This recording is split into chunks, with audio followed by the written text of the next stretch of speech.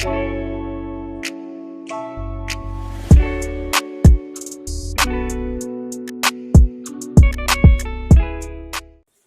is it going, Bears fans? Welcome back to another episode of the Bear Down podcast, where we talk everything Bears every day of the week. Today, we answer your guys' questions for the Bears' Week 4 matchup with the Indianapolis Colts. Welcome back to the show, guys. I'm your host, Chris Malpe, and today, to answer your guys' Instagram-submitted questions, I am joined with my co-host, Jaylen McClinton. Jaylen, it's a late night, but we're up grinding. How's it going, man? It's going good. I just watched a surprisingly good game by the Jets and the Broncos. The Jets kind of sold at the end, but just enjoying my Thursday. Gonna do some homework and go to sleep. But other than that, it's been pretty decent. Before we get into it, I mean, and we might get hated for this in the comments. We were talking about it a little bit before we hopped on. Would you be down for like a fourth or fifth round pick to the New York Jets for Sam Darnold? Because it seems like they're going to be a team picking in the top 3 in 2021. To be honest, yeah, kinda. I'm still trying to pull it for Trubisky, but if it doesn't work out, Darnold's got that if raw potential. They're open to trade him, and especially if they get the first round pick and take Lawrence out of Clemson, I would be down for trading him. I wouldn't give them nothing higher than a fourth round pick though, because he hasn't showed he can win in this league. So yeah, definitely, I would be down. I would be down to trade him and have him sit behind Foles for a season so he can learn the offense. Yeah, obviously we're not here to talk about Darnold, but wherever he does end up going, he's going to succeed. In my eyes, he has no offensive line, no wide receivers, and the coaching scheme in New York with Dewell Loggins and Adam Gase is quite suspect. So we'll see where he ends up, but should be interesting. So let's get into your guys' questions for Week 4. Obviously, the Bears take on the Indianapolis Colts this weekend. Let's hop right into it. Jaylen, this first question comes from at Teddy_Spittler. He asks, obviously, Nick Foles is starting this weekend. Who do you think his favorite target will be in this offense? One of the tight ends. Trubisky hasn't really used the tight ends, so far. Of course, Jimmy Graham had 2 touchdowns before Foles came in and gave him another one, but he hasn't really, targeted the tight ends like that.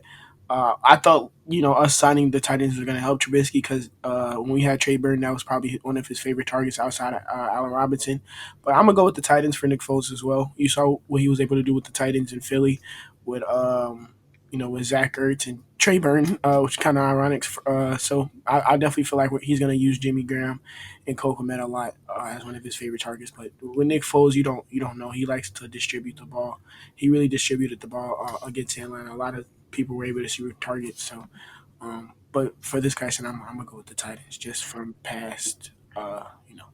Yeah, I mean, we've seen him succeed in Philadelphia with guys like Zach Ertz and Dallas Goedert. I'm going to have to go ahead and agree with you. I think he realizes and knows how important the tight ends are in this offense, and we saw him going to Jimmy Graham a decent bit there on Sunday. I also think Cole Kmet gets involved a good bit, which is something that's interesting as well.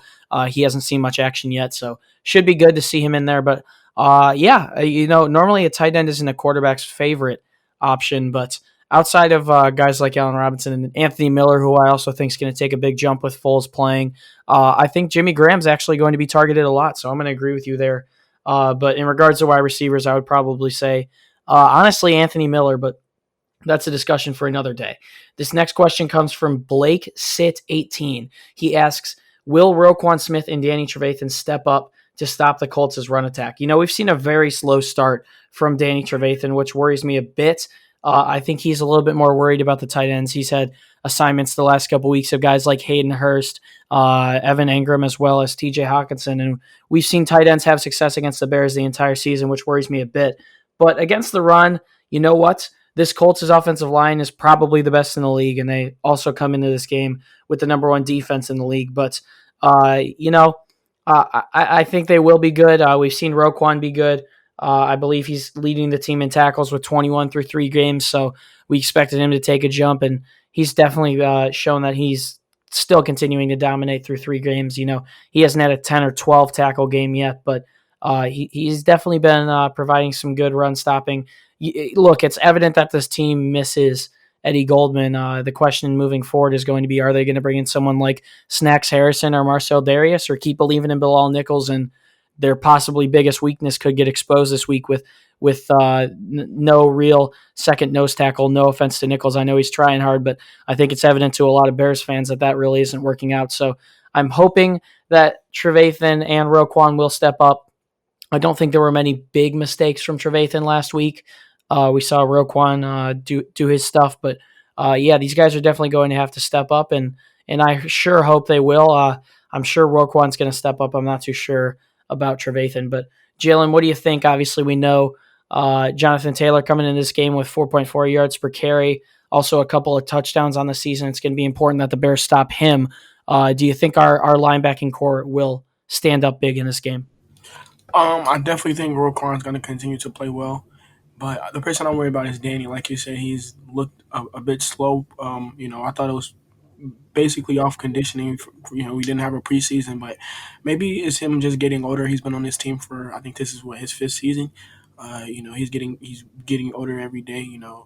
This is a young man's league, and he's getting older. I don't know if Pacers were regretting signing him over Kwiatkowski, but if he doesn't step up, I was going to say Atlanta Falcons. This Indianapolis Colts offensive line is very dominant, and if we don't bring our A game, they could easily run all over us. Yeah, so obviously Parth isn't here recording with us, but we do have questions from him. So time to go to his just for a little bit. This first question comes from Josh.Fonz on Instagram. He asks, how do you think Nick Foles will do against a number one overall ranked Colts defense? Yeah, you know what? This Colts defense is quite the unit, but you know what? I'm not going to make excuses for them, but I do think that the Bears is the toughest task that they face yet. I've said it in a couple episodes. I go to college in Indiana. I go to college with a lot of Colts fans, and a lot of Colts fans are still pretty worried about their secondary. Obviously, they face the Vikings, who are 0-3, the Jets, who now moved to 0-4 after tonight, and obviously also the Jaguars, who have only won one game. So I wouldn't say they've had the toughest of a go yet, but I do think Foles will be able to succeed. He's someone who doesn't back down against any defense. I do think guys like Allen Robinson will be able to succeed against guys like Xavier Rhodes. Malik Hooker, obviously, out for them, so that'll be interesting. This Colts defense is tough. They have a good front seven. We obviously know DeForest Buckner and Darius Leonard make up that front seven, but I do think Foles will be able to find success, and we'll be able to have a little bit more offensive success this week than we've seen in past weeks, because so far we've seen only either a half or a couple of quarters of consistency on offense, and we're yet to get that full game of consistency. I think we saw a little bit of a spark when Foles came in last week. Foles is playing his old coach, the guy who he said really discovered him and found out who he was as a player in Frank Reich, but I do believe that Foles will be able to succeed against this defense, but it's going to be a tough task. I think it's going to be a close game. Obviously, we won't make our predictions till tomorrow, but Jaylen, Nick Foles, someone who you aren't the biggest fan of, but regardless, he is starting this week. How do you think he'll do against this Colts defense? Like you said, I'm not as high as Nick Foles as you or Parth or even Ryan. When it comes to the quarterback situation, you guys kind of got on me for overhyping Mitchell Trubisky after one half in the Lions, and I'm gonna say the same thing for Nick Foles. If he doesn't play well, I'm not even gonna get to that. But if this secondary is considered one of the best in the league, statistic wise. Jesus, they had 3 interceptions or 6 interceptions in their last 2 games against Sam Darnold and Kirk Cousins. 2 of those were And Gardner Minshew. Oh, wait, no, excuse me. You said last 2 games. My bad. Yes, he said the last two. I'm talking about Chris. And 2 pick sixes last game off Sam Darnold. So they were able to create points, for their team and not have their offense do a lot. But that was against Sam Darnold. You see what he just did today. This is Nick Foles in the offense he knows very well, and Matt Nagy's offense. And, Matt Nagy, I'm pretty sure is more comfortable with him than he is with Mitchell Trubisky, and is going to open up the playbook.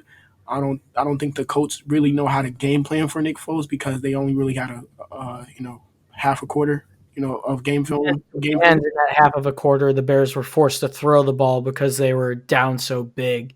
Yeah, exactly. And Matt Nagy might use plays that he's never used in the 3 years he's been our coach. So for this first game against the Colts, I definitely feel like that Nick Foles can have a very good game. Yeah. So the next question, we're hopping back over to my Instagram, comes from Jack underscore Schwetz 23. He asks, guys, obviously Tariq Cohen went down. How many snaps and what do you expect to see from Cordarrelle Patterson at running back this weekend?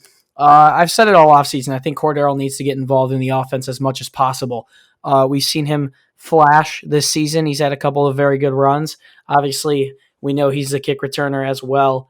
And he's done great at that position. But you know what? I think Cordarrelle continues to increase his snaps. Obviously, the Bears were looking at guys like Lamar Miller, Jonathan Williams, but they didn't bring in either of those guys. So I think it's not only an increase in snaps for guys like David Montgomery, who I expect to get 20 runs this game, but I also think Cordarrelle Patterson, we see him split out wide a little bit as well as in the backfield. I think his play continues to increase after Cohen goes down.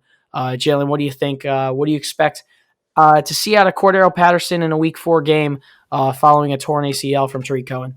I think he's just going to take up the carries and snaps that Tariq was going to get. Um, that makes a lot of sense. Nagy gets to use him more out the backfield as a receiver and as a running back. Cordero has done very well in the limited play time he's got as a running back. Created a lot of big plays over the last 3 games, and I just expect that his role to get his role to increase with Tariq going down. So that's basically it. Yeah, it is. It's going to be weird. Patterson is someone who has been split out wide a decent bit this season and also has gotten involved in the run game. But it seems like his carrying is about to increase, and we'll see how it goes. This next question comes from Real Joey Murray. He asks, how do you think our front seven on defense will play against the Colts offensive line? Well, you really can't underestimate this Colts offensive line. They are still very good. The veteran in Anthony Costanzo, Bears fans, we all know about Quentin Nelson, Ryan Kelly, Mark Glowinski, also a good piece, and then Braden Smith, who's been playing well thus far. And they also have some good blocking tight ends, Mo Alley Cox, Trey Burton, and Jack Doyle. We'll see if Burton returns this week. That could be quite interesting. But you know what? I still think the Bears find a way to generate pressure. We brought in Robert Quinn for a reason. He's continuing to get more healthy and get better. Kalomak has been limited in practice this week, but you know what? It doesn't really bother me, only because he's been limited all the time, and the reason he is limited is so he can be a full go in games, and so he doesn't overwork it in practice. I do think the Bears find a way to get pressure on Phillip Rivers in this game. Akeem Hicks hopefully gets his 4.5 sack. Obviously, he's got the most interior defensive lineman sacks in the league thus far, and he's second overall in sacks in the NFL. So I think one of those guys gets to Phillip Rivers. I think the Bears will be able to scheme on defense some sort of matchup, not only to stop the run, but also to be able to get some pressure on Phillip Rivers, because it's going to be very important that we do that. Jaylen, this Colts offensive line is a tough one. Mm-hmm. This Colts team in general is a tough one. How do you think the Bears' front seven performs this weekend? This is probably the best matchup of the whole game. People say games are won in the trenches. And, the offensive line of the Colts is one of the best in the league, and we have a very good defensive line with Akeem Hicks, you know, Bilal Nichols, Roy Robertson here is Khalil Mack and Robert Quinn, obviously. So whoever can win that matchup will probably win the game. I want to see how Akeem does against Quentin Nelson. Quentin Nelson has been an All-Pro in his first 2 years in the league.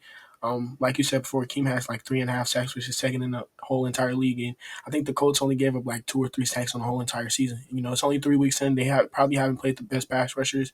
The best pass rusher they probably played was Yannick Ngakoue, and he had a sack on them. So whoever can win this matchup, and this is very good, this is going to be a very good matchup between these two lines, will probably win the game for me.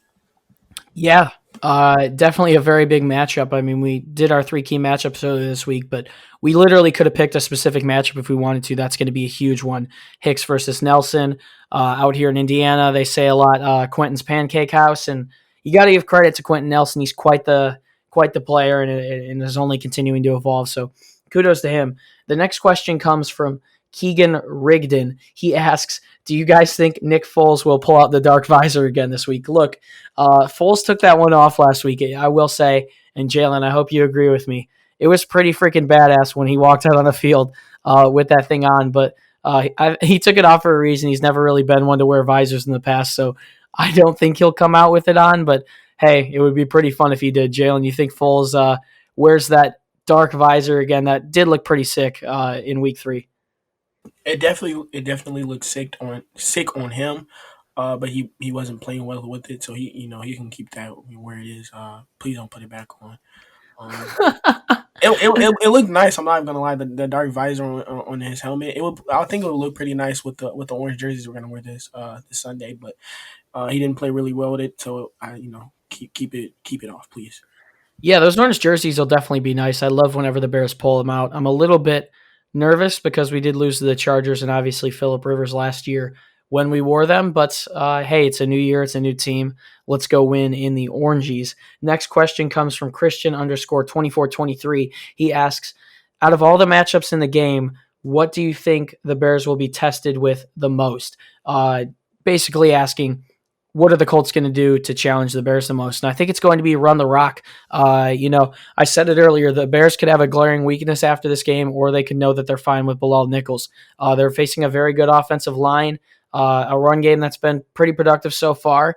And I think the Colts do try and pound the rock. We've seen them do it thus far throughout the season. And I think, if it ain't broke, don't fix it. I don't think Indianapolis is going to shy away from it whatsoever. So I think they are going to test us in the run game a lot. We've seen the Bears allow an average of 119 yards per game on the ground, and we've seen the Colts pick up 119.3 yards per game on the ground. So I think if there's any one place where I had to pick that the Bears are going to be tested this week, it's probably going to be from the Colts' rushing attack. Jaylen, what do you think? Yeah, you basically hit it on the head. Like I said, people say the games are won in the trenches, and their offensive line is very scary. They have one of the best in the league, and if they dominate us and let them run the ball with ease like other teams have been doing the last couple of weeks, this game is going to get out of hand very fast. We're going to answer one more question before we close this one off, and it's probably the most important one about the game. It's from WimeKen13. He asks, can you guys please predict Nick Foles' stat line? This is an interesting one. We've only seen one half of Foles thus far. Personally, I'm someone who's vested confidence in him, and Jaylen, on the other hand, has not. But Jaylen also earlier in the episode did admit that he thinks Foles can have a good day in this one. We saw Foles go 16 for 29, 188 yards, 3 touchdowns, 1 interception against the Atlanta Falcons. And if it wasn't for a couple of drops, that probably would have ended up being 5 touchdowns and maybe 2 interceptions. He also had a passer rating of 95.2. I think he struggles a little bit more against this Colts defense. Obviously they're the number 1 ranked unit in the league for a reason, and that Atlanta secondary was not that great. Obviously, probably could have scored a couple more touchdowns on that secondary, but you know what? I still think he has a good day. I'm going to go somewhere around 280 passing yards. I'm going to give him 3 passing touchdowns. And you know what? Even though he's facing a tough defense, I'm not going to give him any interceptions. I am worried that, things could go bad with him, but I think he's the starting quarterback for a reason, and I think he will succeed and hopefully lead the Bears to a win. So I'm going to go 280 passing yards, 3 touchdowns, and 0 interceptions. Jaylen, what do you think before we close this one off? What's your Nick Foles stat prediction in week 4? It sounds so weird to me predicting Nick Foles' stat prediction in week 4 as a starting quarterback. If you would have asked me 3 weeks ago would I be doing this, I probably would laugh in your face and tell you, no, I'm not going to curse, so heck no. Well, hey, if this tells you anything, I think Foles starting was a premeditated move, and they wanted to give Mitch one last chance. But anyways, I don't like go ahead with your answer. Like I said before, I don't think the Colts will be able to game plan for Nick Foles. He didn't play. He only played, like I said, half a quarter, or not half a quarter. 3 Half of a football basically half of a quarter. He came into the third and played. The rest of the third and the fourth, and threw 3 touchdowns. So, I'm gonna go with 2 touchdowns here. Probably like 250 yards, around there, and I'm gonna give him an interception. He likes to take risks, And I guess Nagy likes when he takes risks and throw the ball down the field, and I can see one of those getting intercepted. I mean, hey, you know what they say: high risk. With high risk comes high reward, and you also can be costly in that equation. So we'll see if Nick Foles is able to get it done on Sunday. I would like to say before we close this one off, be sure to tune back in, whatever platform you're listening on, tomorrow at 6 p.m. Central Time, 7 p.m. Eastern Time. We will be putting out our pregame show, making our predictions in Colts versus Bears. It should be a great Week 4 matchup. If you want more content from us, you can head over to our website, beardown.com. We're posting columns and articles basically every day of the week there now, so be sure to go check that out. If you'd like to find the podcast on social media, you can find it on both Instagram and Twitter at Bear Down. And finally, you can find the links to me and Jaylen's social media pages down in the description. Jaylen McClinton, these weeks seem to be flying by. We're officially recording this on Friday morning. Any last words, and how crazy is it to have football season back, because this thing is flying?